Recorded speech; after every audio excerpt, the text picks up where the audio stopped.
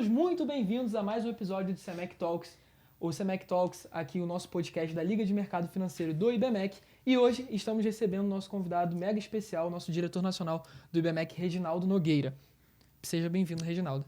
Obrigado, sempre um prazer aí estar com os alunos, com as ligas, com as ações, principalmente aí o CEMEC, que é a cara do IBMEC, né? Que é a área de finanças, né? Estudantes aí que estão relacionados com a área de finanças, é sempre um prazer conversar com vocês. Muito bom receber o Reginaldo. E bom, hoje, antes de me apresentando, sou João Pedro Baptista, atual diretor do podcast aqui do CEMEC Talks, né?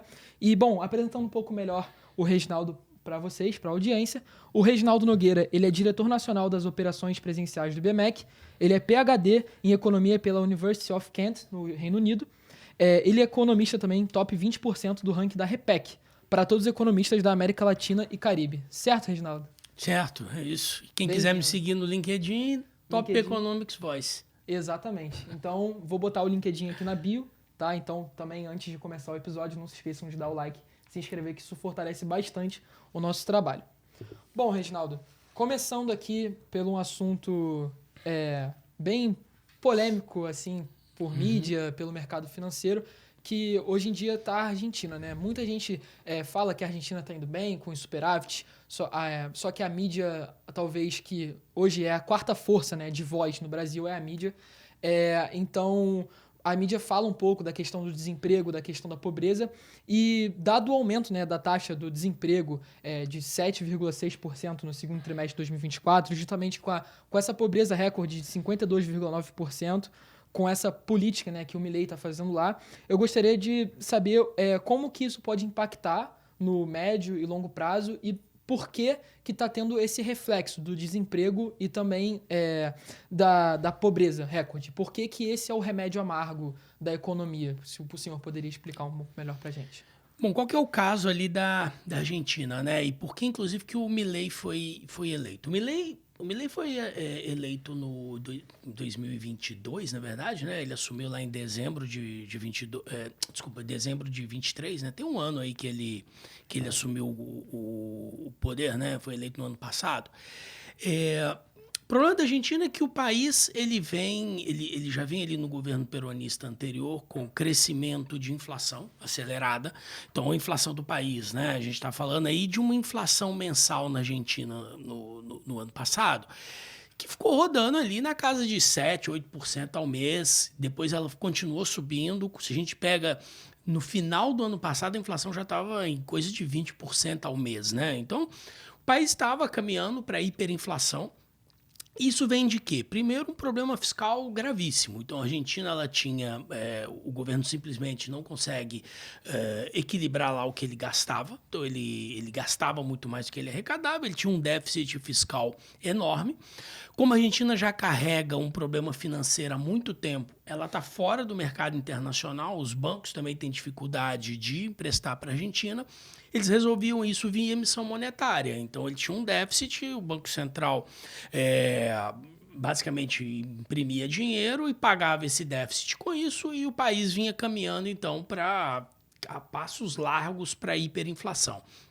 Junto com isso, um país que não tem dólar. Então, imagina lá, né? Os exportadores, um exportador brasileiro, quando vendia para a Argentina, ele não tinha menor garantia de receber o dinheiro de volta, porque você tem o calote involuntário do importador do lado de lá. Porque como o país não consegue gerar dólares, o cara tem pesos, né? Eu te comprei alguma coisa, né? Um argentino importou alguma coisa de um brasileiro. O que ele tem na mão dele? Ele tem pesos. Ele precisa ir ao mercado para comprar dólares e mandar para fazer o pagamento para o brasileiro aqui. O mercado argentino não tinha dólares, o país não tinha reservas, então o próprio mercado privado argentino não conseguia participar de comércio internacional mais. Então o país estava numa situação econômica entrando basicamente em colapso. Já no governo anterior, eles procuraram o FMI. E aí, o FMI, ele é super demonizado pelo pessoal, mas basicamente ele é o único cara que empresta dinheiro para quem está em uma situação que é garantido que o cara não consegue pagar, né? Então ele é o FMI, quando alguém já procura o FMI, você já sabe. é alguém com problema de balanço de pagamentos, porque é para isso que o FMI foi criado, né, lá em Bretton Woods. Então, é alguém que não tem dólares, não tem crise cambial e falta de balanço, crise de balanço de pagamentos. Então, esse era o caso da Argentina.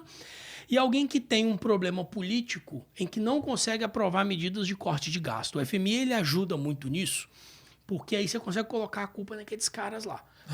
São aqueles caras lá que estão me obrigando a fazer isso. Tem muito país que procura o FMI exatamente até para dar essa cobertura de... Moral, né? Eu tô fazendo isso aqui não é porque eu quero, não. É porque o FMI tá me obrigando e tal. Então, o governo anterior já tinha procurado o FMI. Desde 2022, eles já estavam com um acordo. E o acordo com o FMI era super claro. O acordo era, olha, vocês vão ter de cortar despesas, vocês vão ter de aumentar a arrecadação, vocês vão ter de desvalorizar a moeda. E aí, assim, você tinha uma conjunção de erros lá dentro, né? O câmbio fixo. Então, o câmbio real estava barato demais, o país importando muito mais do que ele exportava. O FMI falou, bom, vocês vão ter de liberalizar esse câmbio. Tentar equilibrar o caso, né? Equilibrar ali a taxa de câmbio. Lembra que a Argentina, isso ficou muito tempo na mídia, né? A Argentina tinha 7, 8 taxas de câmbio diferentes. Tinha a taxa de câmbio Coldplay, para quando você ia para show internacional, tinha uma taxa de câmbio. Tinha o comercial, aí tinha o paralelo. Tinha aí aquele tem Blue também, né? O Blue é o paralelo deles, né? Se for comprar câmbio na rua lá na Argentina, é o câmbio paralelo, é o que eles chamam do câmbio Blue. Uhum. E aí, bom, o FMI falou, bom, vocês têm que acabar com isso, tem que centralizar, tem que ter uma taxa de câmbio único, parar com esse modelo de taxas de câmbio múltiplas.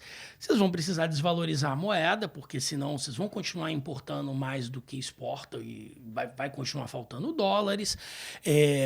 E precisam parar com a emissão monetária. Então, o pacote ali já estava dado. O governo anterior não queria implementar e não tinha condições de implementar. Todas essas medidas têm efeitos negativos esperados na vida das pessoas, né? Pelo menos no curto prazo. Por quê? Bom, eu vou aumentar imposto, eu vou ter de cortar gastos, então quando eu corto gastos, isso tem redução, inclusive, de atividade econômica, eu estou reduzindo o G, tem gasto, tem efeito multiplicador negativo, né? Então, a demanda agregada cai, você sabe que isso vai gerar recessão. No caso da Argentina, tinha muito subsídio. Então, imagina que uma passagem de ônibus na Argentina, 75% do preço dela era pago pelo governo, era subsidiado pelo governo. Então, na hora que você tira, o governo não tinha dinheiro para pagar, na hora que você tira isso, a passagem de ônibus vai aumentar, a pessoa obviamente vai sentir no bolso, porque agora ela vai ter de pagar um ônibus muito mais caro do que antes. O problema é que o governo estava pagando com dinheiro que ele não tinha, e aí isso estava lá influenciando a inflação. O governo anterior, então, não conseguiu avançar nessa agenda. Milei entrou e falou, bom, nós vamos fazer, eu vou seguir exatamente o que estava lá no pacote. E é basicamente o que ele fez. E aí tem algumas notas sobre o Milei. Primeiro que o Milei ele não era político. Então, ele foi eleito como antipolítico, né? Que é um negócio que está muito na moda hoje. Então, as pessoas, ele é o cara antissistema. As pessoas estavam revoltadas com a situação econômica na Argentina, estavam revoltadas com o partido peronista. Falaram, bom, vamos votar num cara que ele nem político ele era, né, tinha lá um programa de televisão, ele era comentarista e tal. Vamos votar nesse cara. E ele adota o figurino e assim, ele realmente não só ele acredita nisso, mas ele vai bastante além. Ele, na prática, ele é um anarcocapitalista quase, né? Então, para ele, inclusive, eu acho que isso é só um primeiro passo para a estabilização. Ele falava sobre acabar com o Banco Central, dolarizar e tal, que são coisas que até no curto prazo ele não tem avançado. Mas ele entrou e fez o pacote completo, né? Ele conseguiu, num curto espaço de tempo, ele fez o que ninguém achava que era possível, que é um ajuste fiscal de 5% do PIB em um ano. Para ter uma ideia, né, e esse é um ponto importante também, ele convidou para ser ministro da Fazenda dele o Caputo, que tinha sido ministro da Fazenda, o ministro da Economia, no caso de lá, na época do Macri, que tinha sido o último presidente antes dos peronistas voltarem ao poder. O Macri já era um cara com uma postura mais liberal. E quando o Macri assumiu lá atrás, já era com o intuito de fazer boa parte dessas medidas que estão sendo feitas agora, ainda quando o problema era um pouco menor. Isso lá na época do governo Macri. O Caputo era o ministro da Economia na época. O que aconteceu na época? A decisão foi, a gente vai fazer devagar. Então, a gente vai fazer 4% de ajuste fiscal, vamos reduzir 4% do déficit fiscal. Só que nós vamos fazer isso ao longo de 2 anos, 3 anos. O que foi o problema? E eu acho que é isso que o Caputo aprendeu. As pessoas perdem a paciência muito rapidamente. Obviamente, você está fazendo algo que gera um custo social de curto prazo. Se você faz um pouquinho de cada vez, por um longo período de tempo, chega no meio do ajuste, as pessoas já estão absolutamente exaustas, elas já falaram, pô, a gente já fez muito e não chegamos a lugar nenhum ainda. Dessa vez eles falaram, nós vamos fazer o oposto, a gente vai arrancar o band-aid de uma única vez. Então nós vamos fazer 5% do PIB de ajuste, só que em um ano só. Ninguém acreditava que era possível, nem o FMI acreditava que eles conseguiriam fazer isso, eles conseguiram fazer isso em um ano. Com isso eles já não dependem mais de nada de emissão monetária e a gente vê inclusive a inflação caindo. A inflação esse ano na Argentina ainda vai terminar perto de 200% no ano.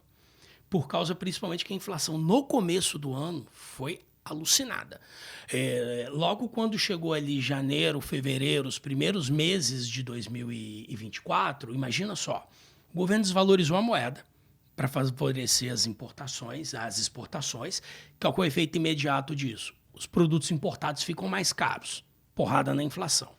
O governo tirou os subsídios. Então, pega lá, 75% da passagem de ônibus era pago pelo governo. Na hora que se tira isso, vai para o preço. Porrada na inflação. Passa.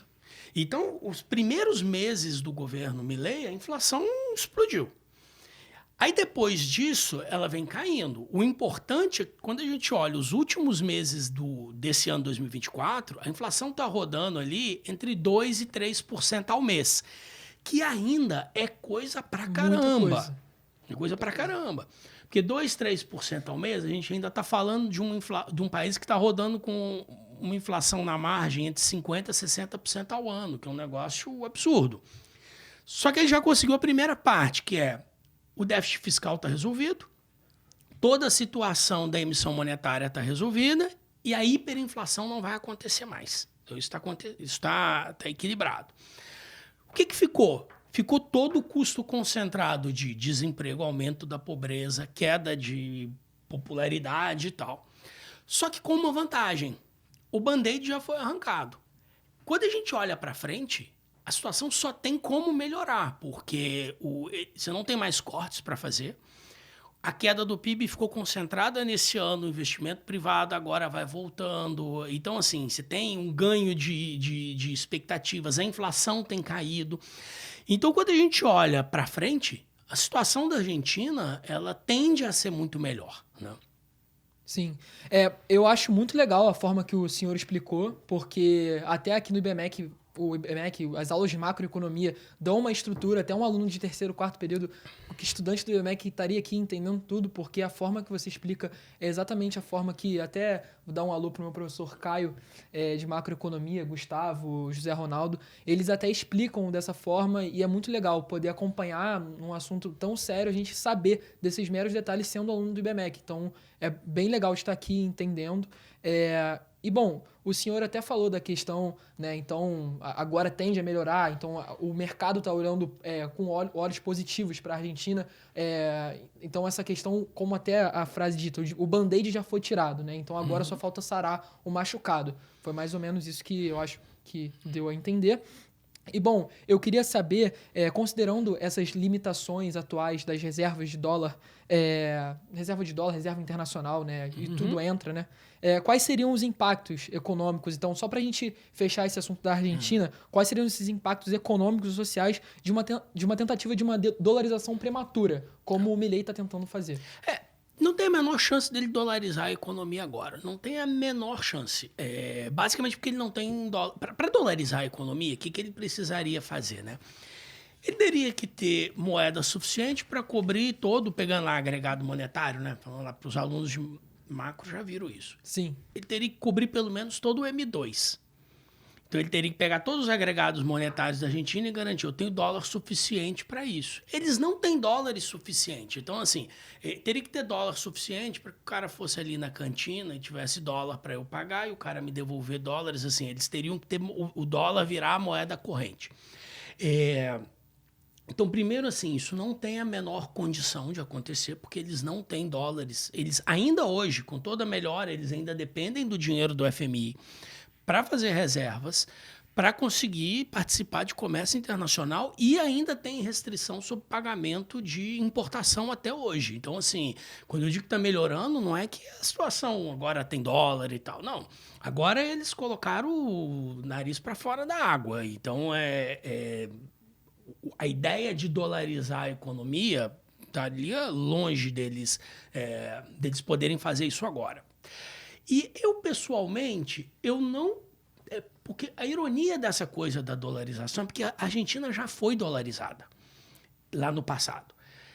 Lá em 1991, a Argentina teve um primeiro... ela já vinha de um processo de inflação alto, parecido com agora, inflação alta e tudo mais. Foi eleito um novo presidente na época, que era o Menem. O Menem chamou um ministro da Economia, que na época era o Guilherme Cavallo.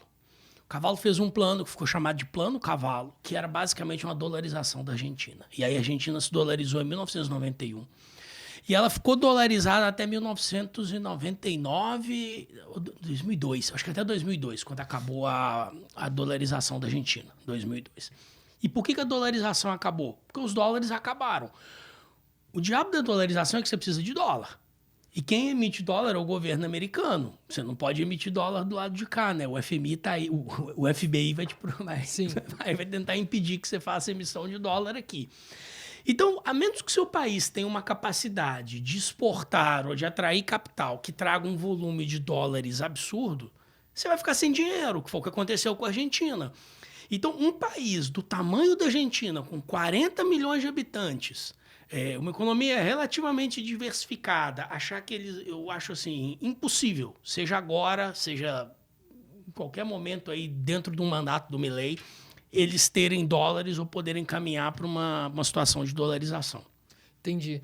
Agora, a gente mudando um pouco de assunto, indo para o Brasil, a gente vê um cenário totalmente oposto, né? O Milei está tentando tirar o band-aid, está tentando sarar o machucado, e aqui a gente está ferindo, né? Está ferindo a pele.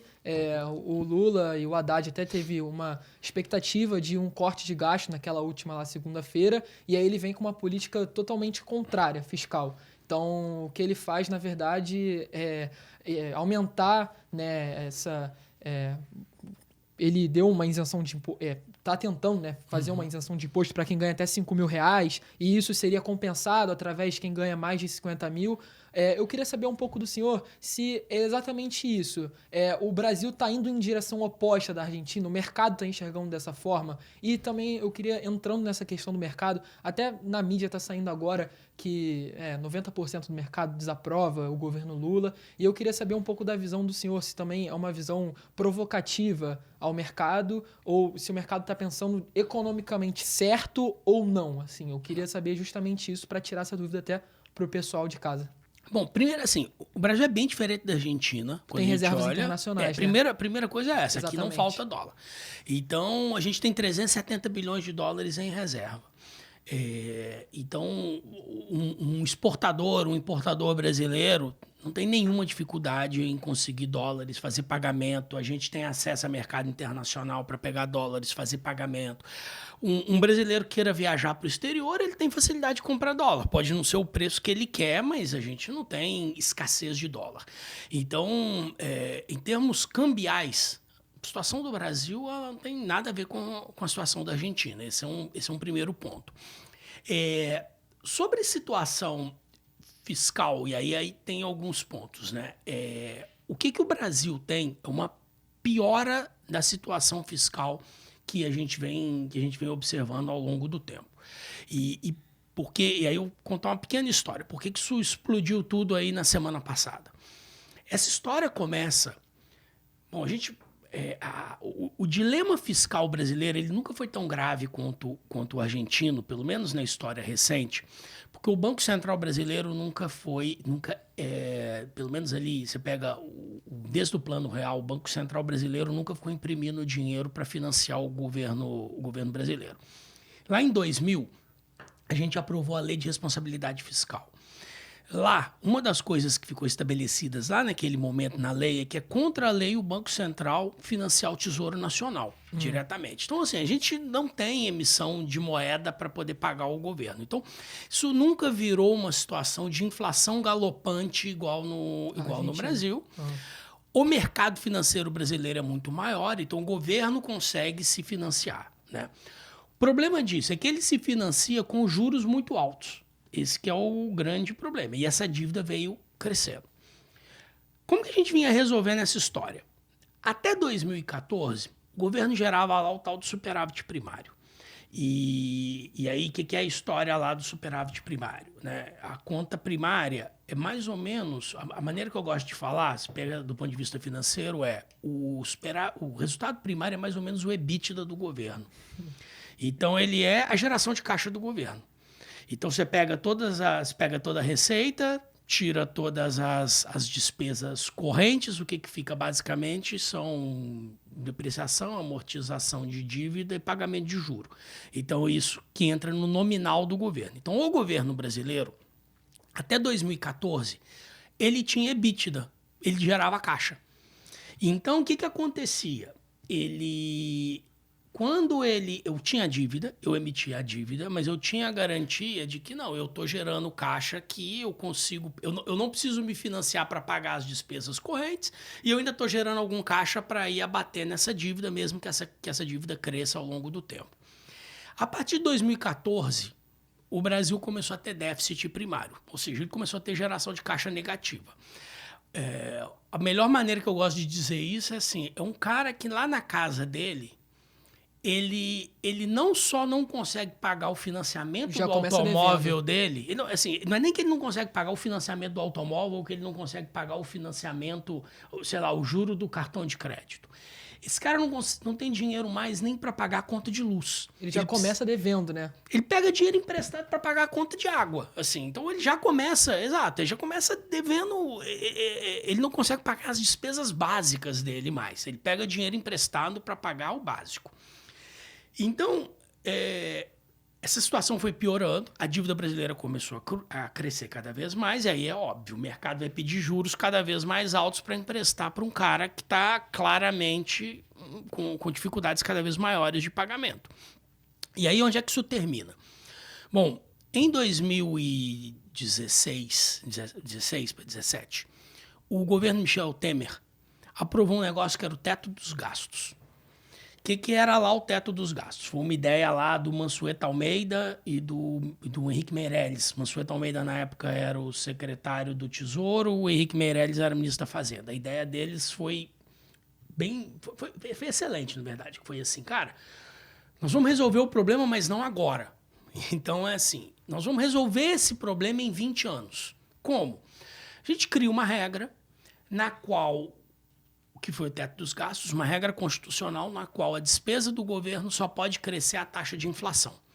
Então, os salários só podem crescer com a inflação, o aumento do gasto só pode crescer com a inflação. Então, todo ano, qual que vai ser o orçamento? Bom, é o orçamento desse ano, mas a inflação acumulada. E também essa questão do teto de gastos é algo tão simples, né? Então, é o simples bem feito. Você pode chegar até aqui, depois daqui você não pode gastar mais. E aí o senhor continuar. Você pode até aumentar alguma despesa a mais do que a inflação, mas aí outra vai ter de crescer menos do que a inflação, porque a soma de tudo só pode crescer a inflação. Por que isso é inteligente? Porque pensa lá, a arrecadação do governo depende do PIB nominal, porque eu tributo o PIB. Eu tributo a atividade econômica. Então, imagina só, eu tributo a Coca-Cola que o cara vende na cantina. O que depende a minha tributação da Coca-Cola no ano que vem? Ela depende de quantas Coca-Colas eu estou vendendo e do aumento da inflação e o aumento do preço dessa Coca-Cola. Então, ela cresce por duas coisas. O PIB nominal ele depende do PIB real mais a inflação. O PIB real, o PIB nominal, e que com isso a arrecadação do governo, ele vai crescer mais do que a inflação sempre.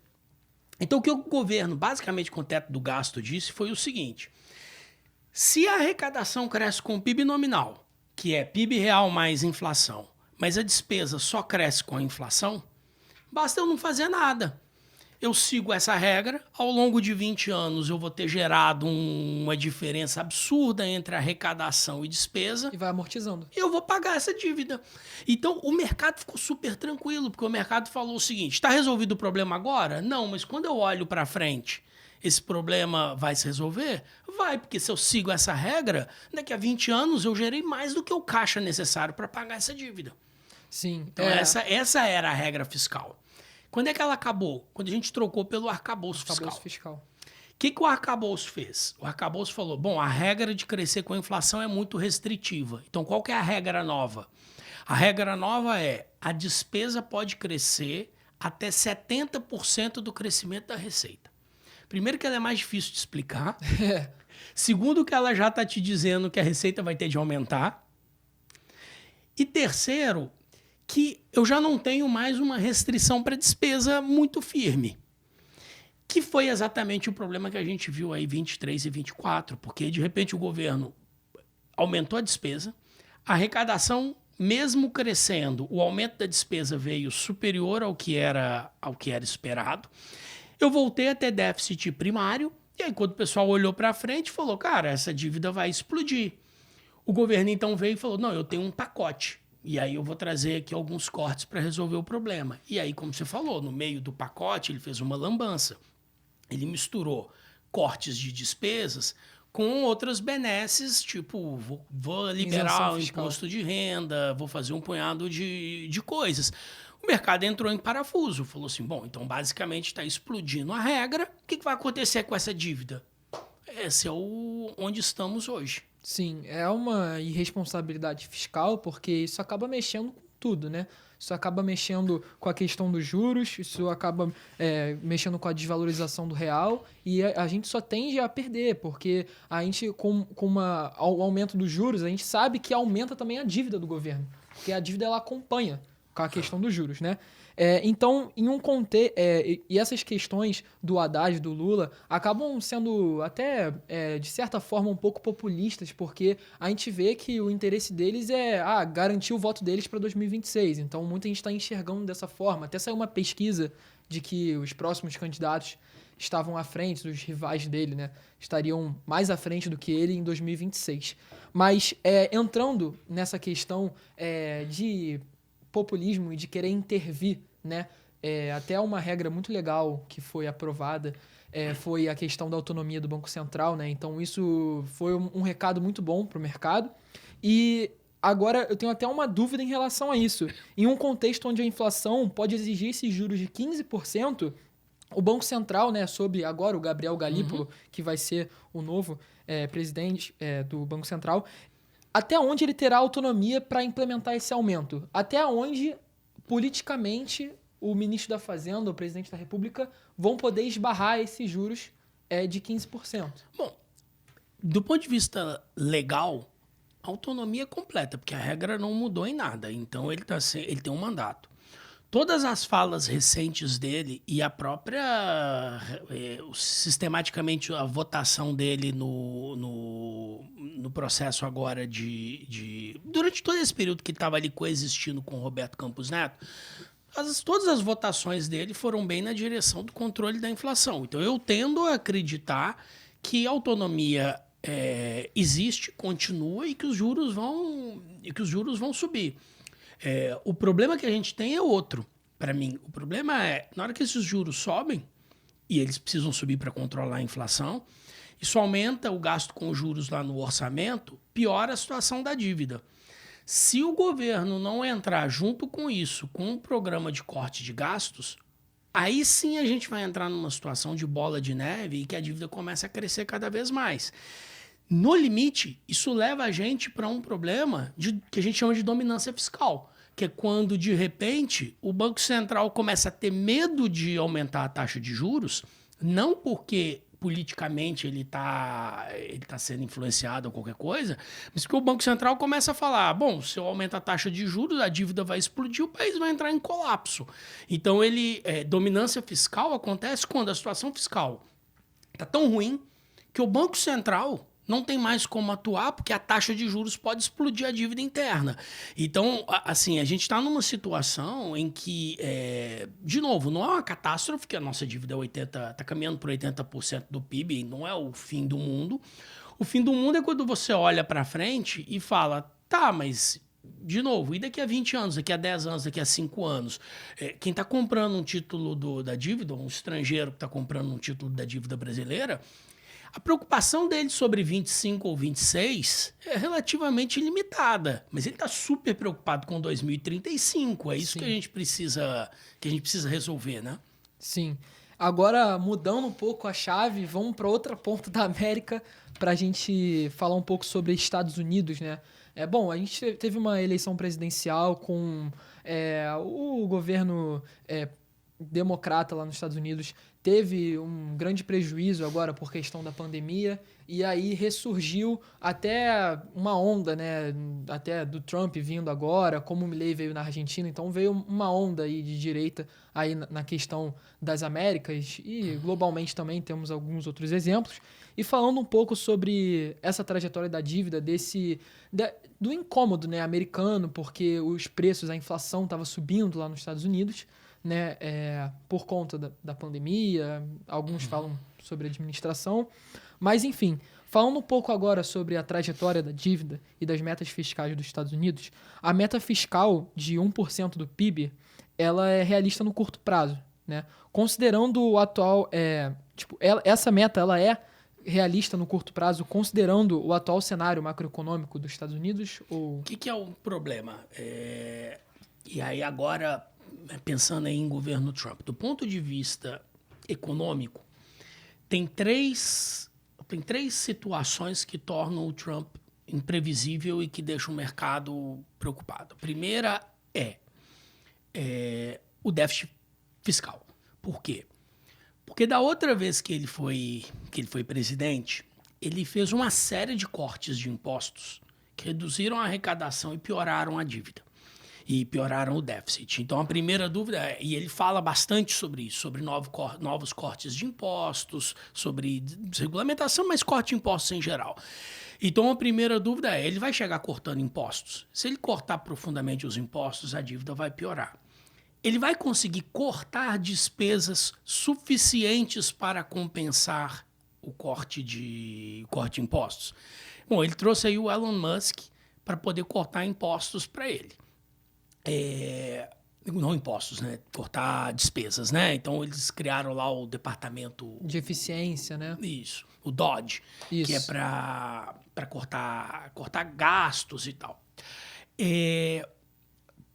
Assim, não tenho dúvida, tem alguns pontos sobre isso. O primeiro é cortar despesa no setor público é bem diferente de cortar despesa no setor privado. Então, tanto que o Trump, que o Elon Musk vai conseguir cortar despesas no setor público é diferente, porque assim, você vai terminar com departamentos, é mais complicado. Você vai precisar de Congresso, embora ele tenha maioria, o Congresso ele vai ter, assim, ele vai sofrer, né, pressões de várias áreas. Então, não sei quanto que eles vão conseguir cortar de despesas. Então, essa é a primeira preocupação sobre o governo Trump. Ele vai aumentar o déficit. Essa é uma preocupação. Segunda preocupação sobre o governo Trump é, ironicamente, a mesma pergunta que você acabou de me fazer sobre o Banco Central, que é... Ele reclama o tempo inteiro da autonomia do Banco Central. E ele fala que ele vai indicar um novo presidente do Banco Central que esteja mais alinhado e tal. O Fed é um exemplo de independência. Ele é um Banco Central independente, antigo, com uma instituição bem sólida. O modelo de independência até que a gente adotou aqui no Brasil, de mandatos não coincidentes do executivo com o presidente do Banco Central e tal, basicamente, a gente copiou o modelo americano. Mas então essa é uma outra preocupação. Quem ele vai indicar, é claro que isso vai ter de ser aprovado pelo Senado, mas de novo ele tem maioria no Senado. Então Tem o tanto que ele está só dizendo isso da boca para fora, o tanto que é verdade ou não. Então tem uma segunda preocupação sobre isso. O que vai acontecer com o Banco Central. E a terceira é sobre política comercial, né? Porque essa é a terceira preocupação sobre o governo dele. Da última vez ele entrou numa guerra absurda com a China, absurda assim, gigantesca, né? Com a China sobre tarifas, importação e tal. Ele já está falando aí que ele vai aumentar a tarifa sobre China, Canadá, México e tudo mais. E aí, bom, se começar esse tiroteio, se tem um país que morre no final é o Brasil, né? No meio dessa confusão. Sim, falando até um pouco dessa questão da postura da taxação internacional do Trump, até recentemente veio uma questão de que o BRICS estaria fazendo uma nova moeda, e aí eu queria saber um pouco da opinião do senhor da questão dessa taxação dos Estados Unidos. O Trump até rebateu, falou assim, eu vou taxar, se vocês usarem essa moeda, eu vou taxar 100%. Então, eu queria saber um pouco a sua visão sobre essa questão da postura de taxação internacional e até um pouco, se o senhor pode explicar, os setores. Você falou que o Brasil seria mais afetado, né? Quais setores que serão mais afetados por uma taxação internacional? Então, primeiro, assim, por que o Brasil seria afetado? Provavelmente não diretamente, não sei se teria tarifa direta sobre o Brasil, mas por que o Brasil é bastante afetado? Porque tarifas em cima da China e a que afetem exportações da China e crescimento da China, afetam diretamente o Brasil e exportações do Brasil para a China. Os Estados Unidos não são mais o principal parceiro comercial brasileiro há um bom tempo. A China é o principal parceiro comercial brasileiro. O principal produto que a gente exporta para a China é minério de ferro. E quando a gente olha a exportação brasileira hoje, basicamente o que o Brasil exporta basicamente para o mundo? Minério de ferro e soja. Depois você vai pegando outras commodities. Café, carne de boi, carne de frango e tal. No final, tudo commodity para a China. Então, o grande problema de uma guerra comercial se essa guerra comercial afeta a China cresce menos ou exporta menos para os Estados Unidos e tal, vai demandar menos do Brasil, a gente vira dano colateral. Por isso que eu estou dizendo, na briga entre Estados Unidos e China, quem toma um tiro e morre no final é o Brasil, indiretamente, via China. Esse é um problema. Quanto que é o tamanho dessa questão? O Trump ele tem uma fixação sobre isso. Ele realmente acha, eu acho que ele realmente acredita, eu acho que ele não acredita em livre comércio. E tem um ponto de que ele cresceu muito com aquele eleitor, principalmente lá do Rust Belt e tal, os eleitores americanos da área que teve toda a transformação da economia americana de mandar a produção industrial para outros países, México, China, e aí se reduziu a mão de obra empregada na manufatura. Essa é uma base que ele fala, eu vou voltar com a manufatura. Como que eu vou voltar à manufatura? Eu coloco uma tarifa de importação tão alta que vai impedir que a gente importe produtos manufaturados da China ou do México, e aí vai voltar a produzir domesticamente. Do ponto de vista econômico, isso vai contra tudo que eu acredito.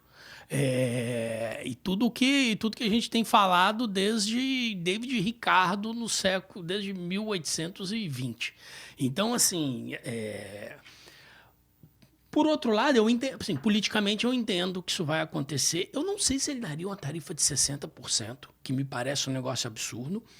O impacto que isso vai ter... Ele falou até 100%. 100%, né? Assim...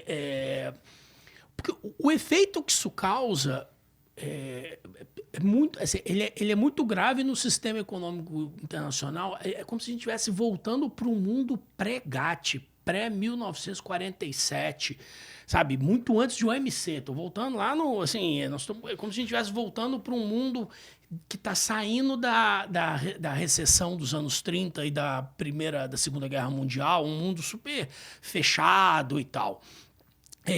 Não sei se a gente chegaria nisso. Talvez o mais provável seja tarifas um pouco mais moderadas para ele cumprir a promessa, em setores localizados, aí, vamos dizer, talvez o estrago seja contido, né? Ele foi, acho que ele foi muito eleito também pela questão da inflação. Primeiro que o americano estava sentindo um pouco no bolso e estava tendo uma perspectiva de melhora, né?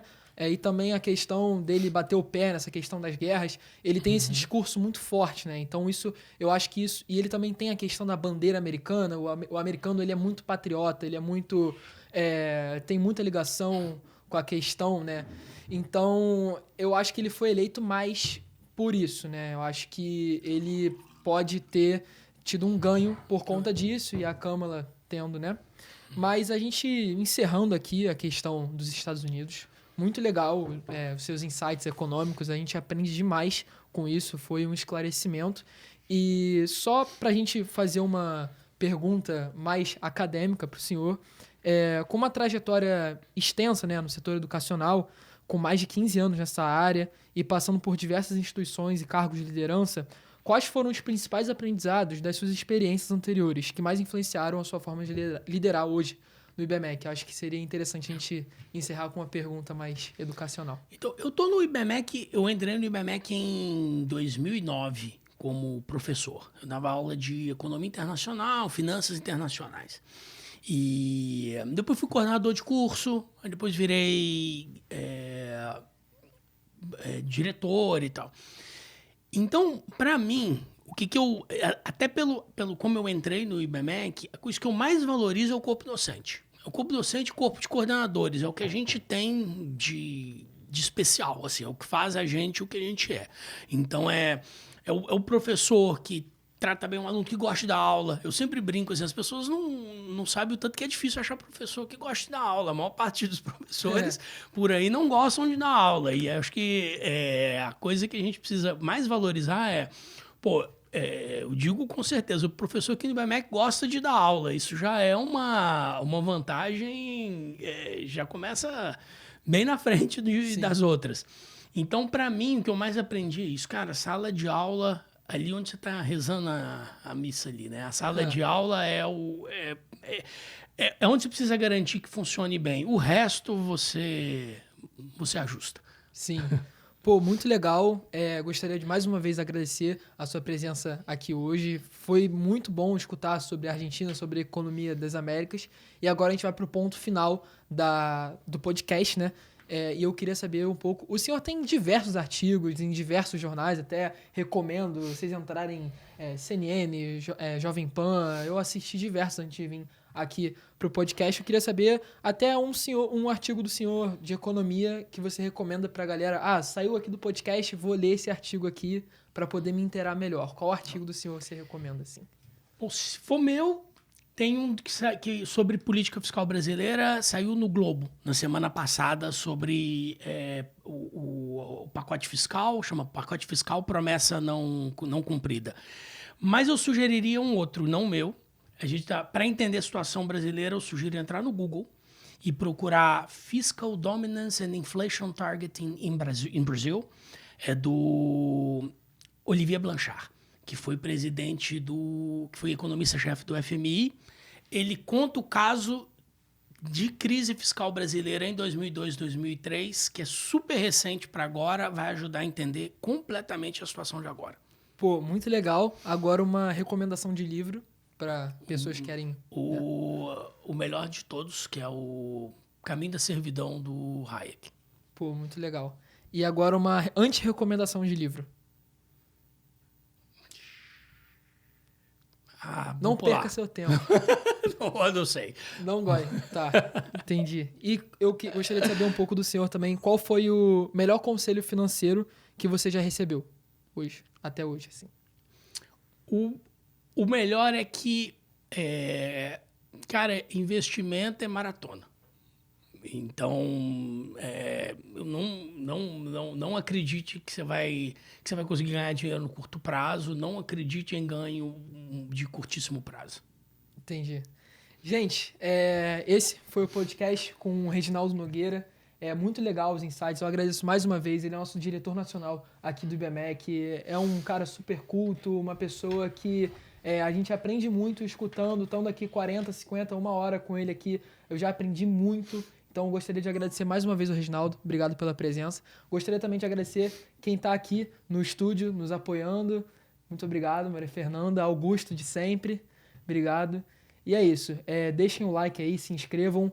Vão lá no LinkedIn do Reginaldo, que ele posta artigos praticamente toda semana, né? Todo dia, toda semana. De manhã eu posto alguma coisa. Ele posta alguma coisa. E também gostaria de agradecer os nossos coordenadores, que eles estão sempre nos apoiando. Desculpa se eu esqueci o nome de alguém, mas Gustavo, Samuel, vocês estão sempre apoiando a gente, a galera aqui de publicidade e propaganda. Então é muito importante vocês estarem apoiando a gente para a gente continuar o nosso trabalho de trazer grandes personalidades do mercado aqui. Então, muito obrigado, Reginaldo. Obrigado, hein? Obrigado, João. Obrigado aí, pessoal do CEMEC.